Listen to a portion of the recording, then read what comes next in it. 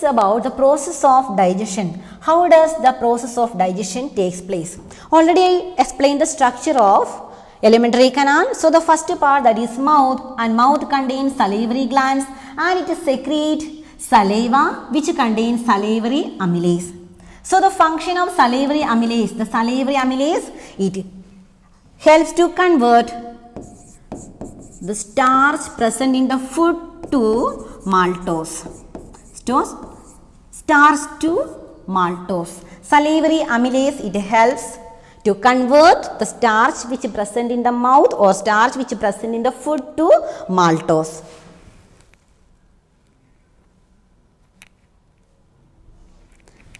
Then tongue as well as teeth, both of these helps in case of mechanical digestion of food. Mechanical digestion means how does it helps in mechanical digestion? Because teeth, it helps to chew or it helps to grind the food, as well as tongue, it helps to proper mixing of these food with saliva. Then the another part, that is pharynx as well as esophagus. So the mouth leads to mouth or buccal cavity, it leads to pharynx, that is pharynx. Then from pharynx it leads to esophagus. Pharynx leads to esophagus, and this pharynx, it is a common opening for the passage of air as well as the food, and it leads to esophagus. And the main function of esophagus, it pushes food downward. The main function, it pushes the food downward through a particular action termed as peristalsis. So, through peristalsis or through the verve-like contraction or the verve movement or the verve-like contraction of the muscles of esophagus, it pushes the bolus of food from through this esophagus to stomach. So this is the process showing the process of peristalsis. So this is the muscular wall of esophagus. So this is the muscular wall of esophagus. So this is layers of muscle. Then this arrow mark, it shows the contraction as well as the relaxation. So this smaller part, this part shows the contraction of the muscles of the muscles of esophagus, and this enlarged portion, this enlarged or this bulged portion, it shows the relaxation of the muscles of this esophagus.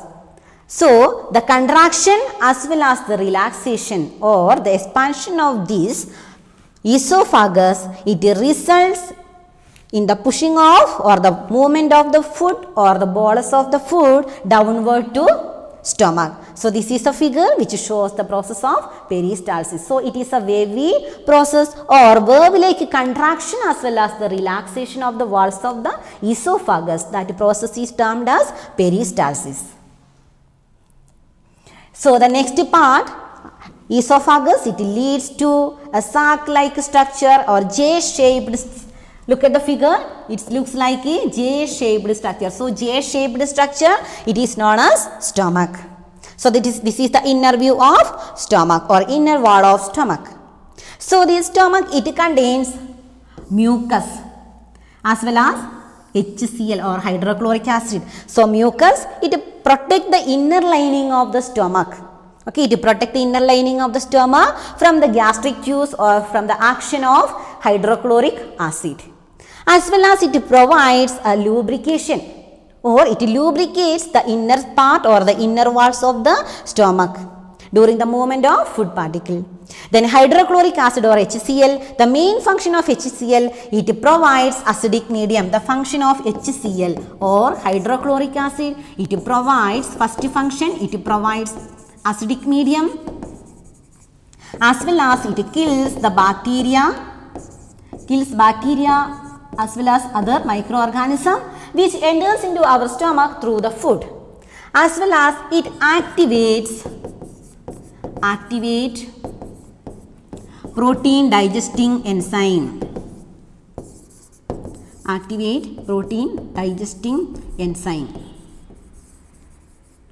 Or pepsin, it activate pepsin, or it provides acidic medium. So the action of pepsin, it should take place when the condition inside the stomach is in acidic. So only in acidic medium this pepsin can act upon the protein. Pepsin is the protein, or pepsin is the enzyme which converts or which helps in the digestion of protein.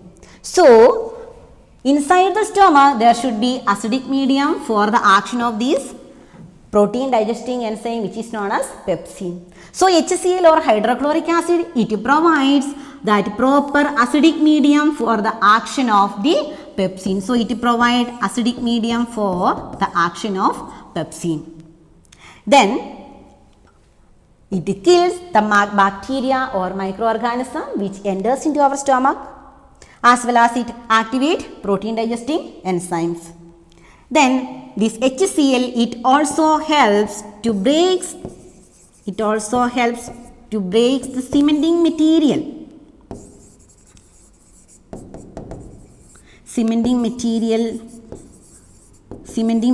of food. So 2-3 functions of this hydrochloric acid. First one, it provides proper acidic medium for the action of pepsin. Likewise, it helps to activate the pepsin which helps in the digestion of protein molecules, as well as it breaks the cementing material of the food and it kills the microorganism which is present in the food. Then the function of mucus, already I discussed the function of mucus. It provides or it lubricates the inner walls of the stomach, as well as it protects the inner lining of stomach from the action of gastric juice as well as lubrication. These two are the main functions of mucus. So this is all about the structure of stomach and what are the important process that it takes place inside the stomach. Then this is the figure which shows the accessory glands. Already I told first accessory gland, that is salivary gland. Salivary gland, and it secretes saliva which contains salivary amylase for the digestion of starch. Then another one, that is pancreas. Associated gland, that is pancreas. It also secretes some of the digestive enzymes, that is known as pancreatic juice. Pancreatic juices or pancreatic enzymes for the digestion of proteins as well as fat. Then liver, third one. Liver, it is the largest gland. One most important thing regarding with liver, that is largest gland in the human body. So it secretes bile, a juice that is known as, it secretes bile. It is not an enzyme, it is not a enzyme, it is only the secretion or juicy secretion from the liver, and it helps in the process of emulsification of fat. Emulsification, or it emulsifies the large fat globules into smaller one, or helps in the emulsification process of fats. Then only the fat digesting enzymes like lipase. Lipase helps in the digestion of fat. Like pepsin, pepsin helps in the digestion of protein. Pepsin, trypsin, they are protein digesting enzyme. So amylases, salivary amylases, they helps in the conversion of starch or digestion of starch or carbohydrate. Likewise, lipase, pancreatic lipase or lipase, it helps in the further conversion or digestion of fats. So before the action of this lipase, this fat molecule, large fat molecule, it should convert into similar as well as soluble form. Then only the lipase, the enzyme, fat digesting enzyme lipase can act upon these smaller fat molecules. So the process of emulsification, that is carried out by the juice which is secreted by liver. So pancreas, already I told that pancreas, it is an accessory gland or digestive gland. It secretes some of the enzymes, pancreatic enzymes or pancreatic juices. So it Two types of secretions are there. It secretes digestive enzymes as well as it is related with the secretion of hormones. It is related with the secretions of hormones like insulin as well as glucagon. Insulin and glucagon. So it secretes, sometimes it secretes hormones as well as it has the function for the secretion of enzymes or digestive enzymes. So it is known as myxocrine gland. Because endocrine glands means they secrete, ductless glands, they secrete hormones, only hormones. But in this case, they secrete hormones also, they secrete as well as some enzymes like digestive enzymes. That is why it is known as mixed gland. Then the next one, that is the liver. So it is the largest gland. So it is concerned with the secretion of bile. So it emulsifies the fat, the main function. So liver, it is the largest gland and its secretion, it is known as bile, and this bile, the function of bile, it emulsifies the fat. Some of the important functions of liver, it secretes bile. Then what is the role of bile? It helps in the emulsification of large fat molecules into simpler form or breaks fat molecules or emulsification. Then it helps, secretes bile, then maintain homeostasis. Okay, homeostasis means the equilibrium of the body. How? By removing or by adding or by removing nutrients to the blood. So it helps to maintain internal environment constant or equilibrium inside the body by a process known as homeostasis. Then third process, it converts excess glucose to glycogen, and in the form of glycogen it stores the extra glucose in our body. Likewise, it converts excess amino acids to fatty acids as well as urea. Then it stores iron and certain vitamin storage function. Then another one more important function, that is detoxification. Removing of toxic substances, alcohol and other drugs as well as poisons. That function is known as detoxification or elimination of toxic substances. So once again, important function, secretes bile for emulsification, then maintain homeostasis or internal environment or equilibrium of our body by adding or by removing nutrients. Then it converts excess glucose to glycogen as well as it stores that excess amount of glucose. Then it converts amino acid to fatty acid as well as urea. Then it stores iron and certain vitamins which are very essential for our body.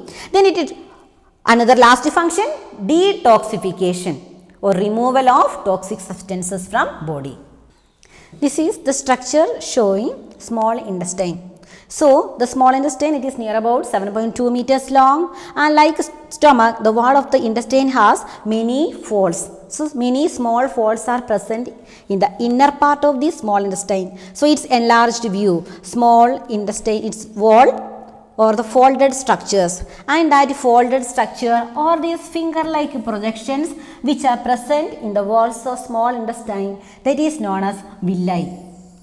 So, each villus contains small blood vessels, or it is richly supplied with blood vessels, as well as it increases the surface area or provides more surface area for the absorption of nutrients through these blood vessels. So, the process of absorption, that is mostly takes place from the small intestine, and this small intestine have a particular structure, that means it have small inner foldings or that finger-like projection, that is termed as villi, and this villi, it increases the surface area for the absorption of nutrients. This is the figure showing the structure of villus. This villi consists of lacteal and it richly supplied with blood vessels. And the function of lacteal, it absorbs the product of fat digestion like fatty acids as well as glycerol. The large fat molecules, these are emulsified. These are emulsified by the action of bile. So these are emulsified by the action of bile, and further, the enzyme lipase will act upon these smaller globules of these fat and convert it into simpler as well as fine product, that is known as fatty acids and glycerol. Then the blood vessels, it provide good blood supply as well as it helps in the absorption of glucose as well as amino acids. So we can see that the villus or each villus or the inner foldings or this finger like projection, it is richly supplied with blood vessels. It is richly supplied with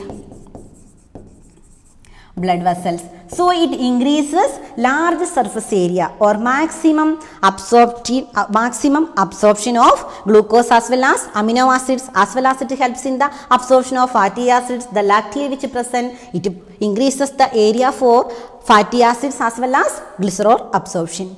Then another one more important feature of this villus, each villus or its wall, it is one cell thick. So one cell thick means that also enable this villus to absorb more amount of nutrients. So the villus or villi, it is present on the inner side or the inner walls of small intestine, and it 2-3 important structures associated with this villus, that is one is lacteal and it is richly supplied with blood vessels, and also it is one cell thick, so that it provides maximum absorption or maximum area for absorption of nutrients like glucose, amino acids, fatty acids, glycerol, etc. The large intestine. So this large intestine, this also have 3 parts like cecum, colon as well as rectum. So the undigested food from small intestine, the absorption as well as the assimilation process that it takes place from the small intestine, and the remaining part, the waste material or the undigested food that is passed through the large intestine.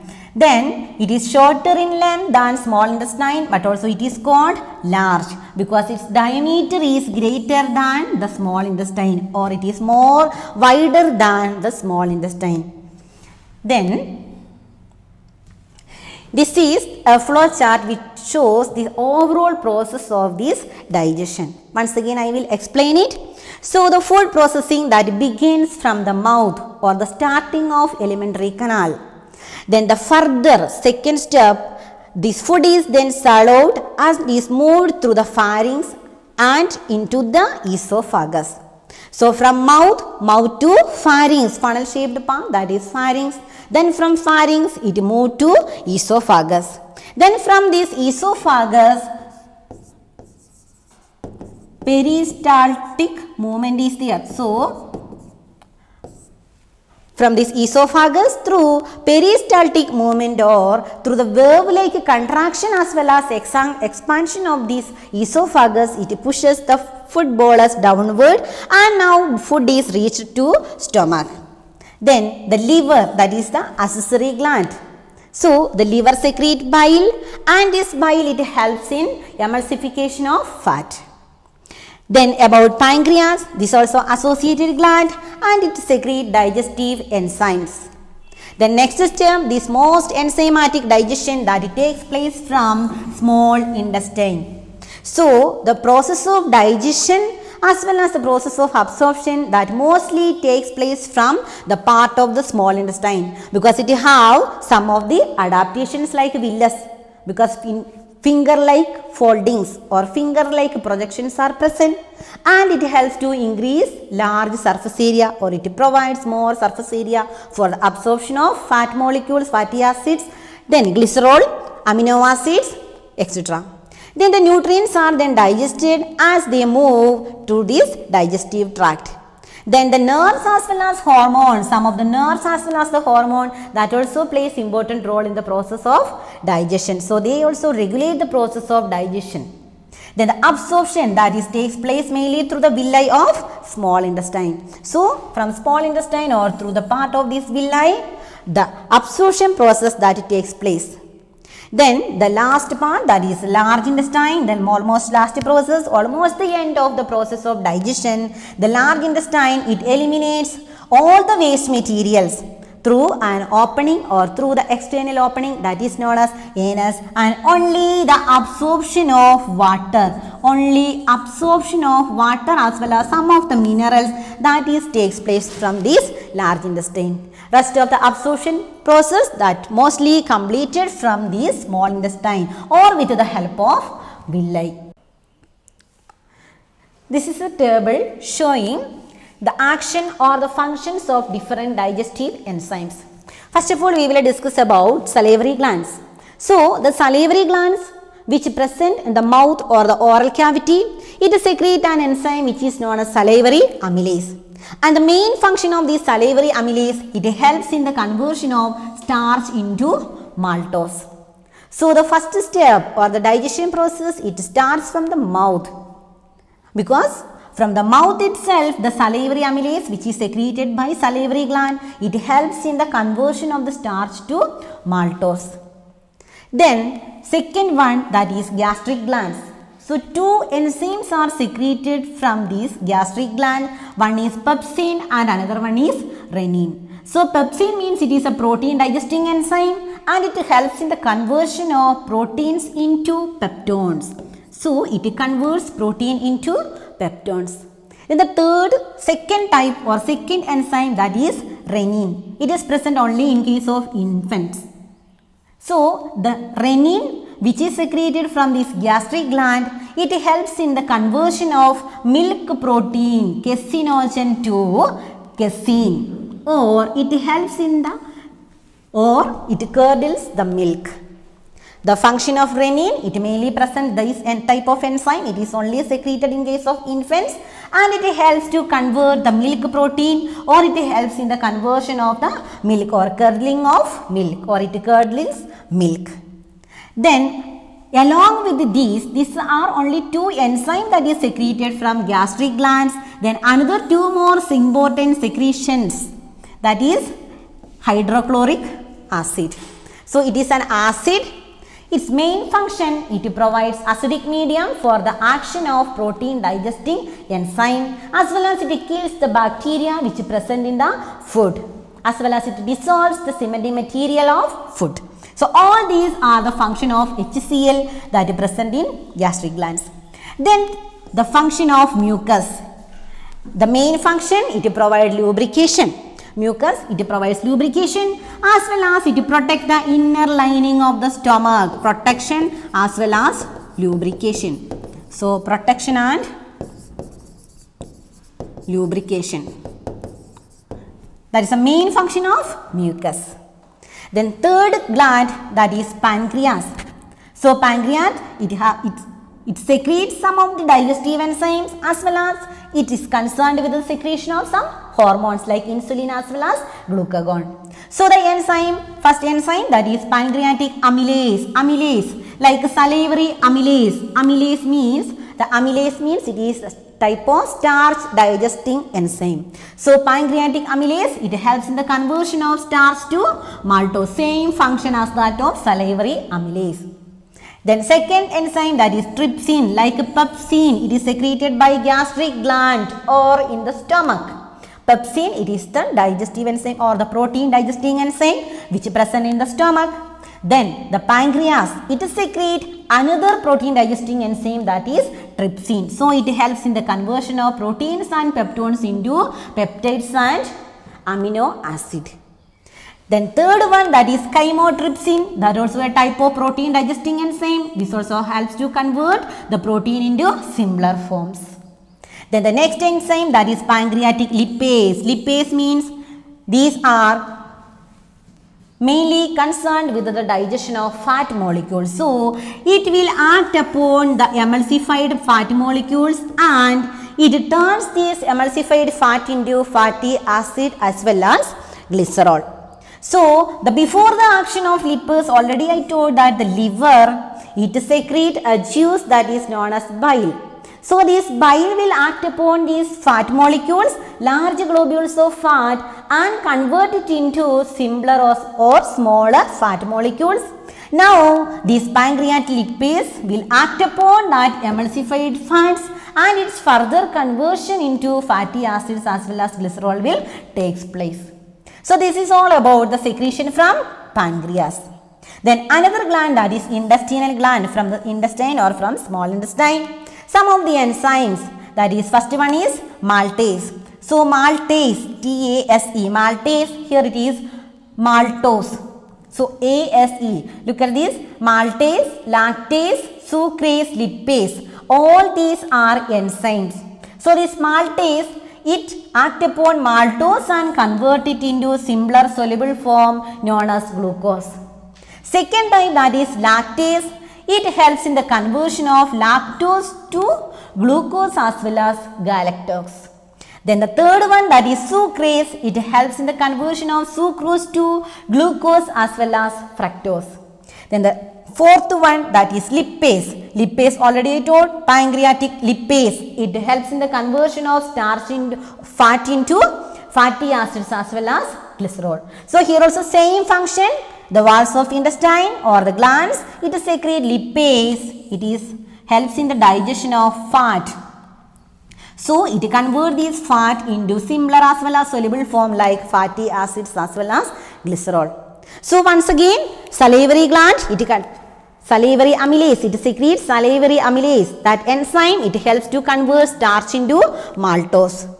Then second one, gastric gland, two main enzymes, pepsin as well as renin. Pepsin, protein digesting enzyme. Renin, it curdles the milk. Along with this enzyme, two more important things that is secreted from these gastric glands or the walls of the stomach, it secretes hydrochloric acid as well as mucus. This hydrochloric acid, it provides acidic medium for the action of this pepsin or protein digesting enzyme, as well as it kills the bacteria or some microorganism present in the food, as well as it also helps to dissolve the cementing material of food. Then mucus, its main functions, protection, or it protect the inner lining of stomach from the action of hydrochloric acid, as well as it provide lubrication. Then the third part, that is pancreas, pancreatic amylase. Amylase means conversion of starch. Trypsin, like pepsin, it is also helps in the conversion of protein or digestion of protein. Then chymotrypsin, that also helps in the digestion of protein. Then pancreatic lipase, lipase means it is actually fat digesting enzymes. Then the last part, that is intestinal gland, it secretes 4 enzymes. It helps in the conversion of maltose, lactose, sucrose and fat into similar and soluble forms like glucose as well as fatty acids and glycerol. So mainly the end product of digestion, we can conclude it as like this, the end product of digestion. So look at this, first one, that is starch. So salivary amylase, as well as salivary amylase, pancreatic amylase, like that, all these helps in the conversion of starch into glucose. Starch into glucose. Then protein, the fate of proteins. Proteins convert into similar as well as soluble form like amino acids. Then what about fat? Fate of fats, that is fatty acid and glycerol. So glycerol and fatty acid. So glucose, amino acids and glycerol and fatty acids. This is the end product of the process of digestion. Let's summarize like this. The human digestive system, it starts from mouth and it ends in anus. So that is why it is a complete digestive system. Because for the intake of food, mouth is present, as well as for the removal of waste or for the ejection of waste material, anus is present. So it starts from mouth and it ends in anus. So that is why it is a complete digestive system. Then mouth leads to pharynx. Then from pharynx it leads downward through a hollow tubular structure that is known as esophagus. The muscles of esophagus, or by the Vervi action of the muscles of esophagus, it pushes the bolus of food downward towards the stomach. So now food reaches the stomach and it gets stored inside the stomach. And this stomach, from this stomach, the food is mixed with hydrochloric acid or hydrochloric acid. It provides acidic medium for the action of protein digesting enzyme. As well as it kills, HCl kills the microorganism present in the food.